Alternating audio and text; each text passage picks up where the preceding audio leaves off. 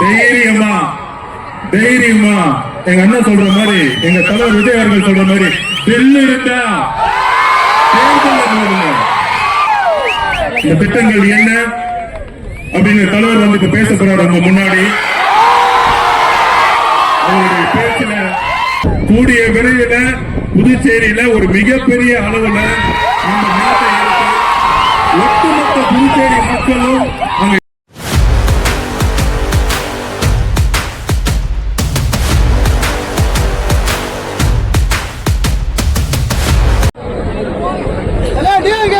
தெய்வத்தாளாவது எனும் முயற்சிதான் மெய்வர்த்தக்கு கோழி தரும்.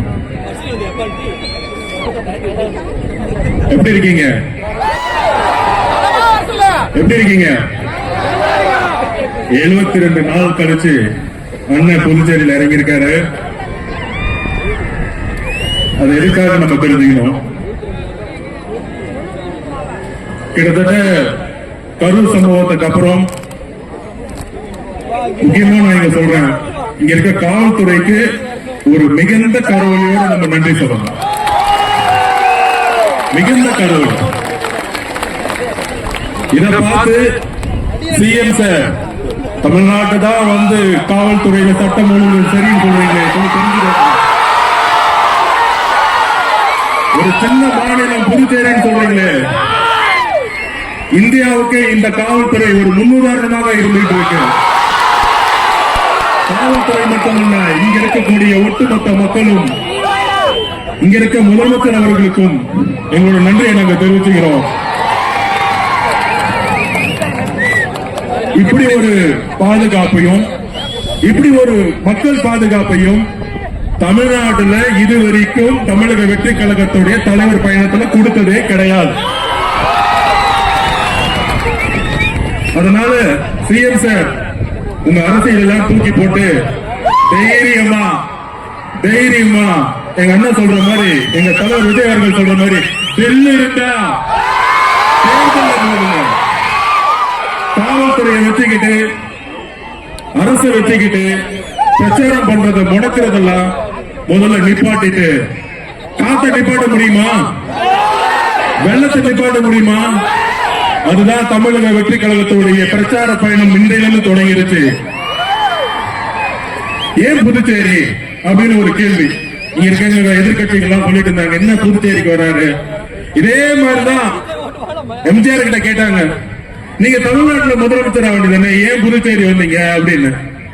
புதுச்சேரி மக்கள் ஒரு நல்ல ஆட்சி, ஒரு நல்ல கல்வி, ஒரு நல்ல போக்குவரத்து வசதி, ஒரு நல்ல மருத்துவம், இதுக்காக இன்னும் இயங்கிட்டு இருக்காங்க. அதெல்லாம் எப்படி அன்றைக்கு வந்து எம்ஜிஆர் கட்சி ஸ்டார்ட் பண்ண பிறகு முதல் முறையாக அவர் தமிழகத்துக்கு மட்டும் யோசிக்கல. எம்ஜிஆர் அவர்கள் கட்சி ஸ்டார்ட் பண்ண பிறகு புதுச்சேரிக்கு யோசிச்சாரு. அதே மாதிரி எங்களுடைய தலைவர் விஜய் அவர்கள் தமிழ்நாட்டுக்கு மட்டுமல்ல புதுச்சேரிக்கும் சேர்ந்து ஒரு மிகப்பெரிய திட்டத்தை வச்சிருக்காரு. இந்த திட்டங்கள் என்ன அப்படின்னு தலைவர் வந்து இப்ப பேச போறாரு உங்க முன்னாடி. அவருடைய பேச்சில அடுத்த 50 வருஷத்துக்கான புதுச்சேரியோடைய வரலாற்றை புதுசா எழுதப்படும் தமிழக வெற்றி கழகத்தின் மூலமா அதை நாங்க இது பதிவு பண்றோம். அதாவது ஃபர்ஸ்ட் ஒரு டோக்கன் போட்டு கூட்டத்தை மக்கள்ல விடணும்னு சொன்னாங்க. ஆனா இதே வந்து கிட்டத்தட்ட இங்க ஒரு 100 ஏக்கர் 200 ஏக்கர் தமிழக வெற்றி கழகத்துடைய மாநாடு மதுரையில போட்டோம். எந்த கட்சியும் அந்த மாதிரி மாநாடு போட்டதில்லை. 500 ஏக்கர்ல மாநாடு போட்டோம். கூடிய விரைவில் புதுச்சேரியில ஒரு மிகப்பெரிய அளவுல ஒட்டுமொத்த புதுச்சேரி மக்களும் அங்க இருக்கிற மாதிரி அடுத்த கட்ட ஒரு பிரச்சாரத்தை தமிழக வெற்றி கழகத்தின் தலைவர் உருவாக்குவார்.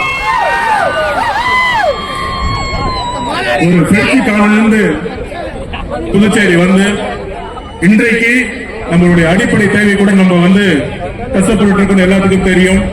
மாற்றம் வருமா அப்படின்னு இருக்கக்கூடிய இளைஞர்களுடைய ஒவ்வொரு முகமும் தெரியுது. மாற்றம் வருமா?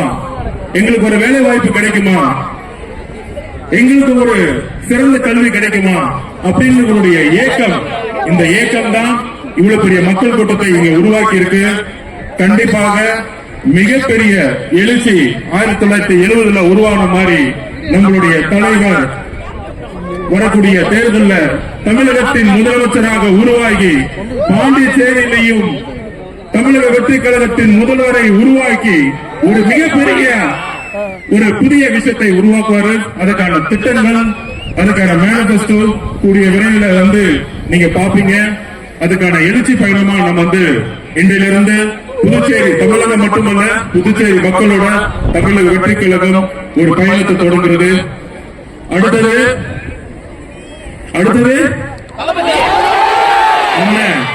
அண்ணன் வராரு. நன்றி, வணக்கம்.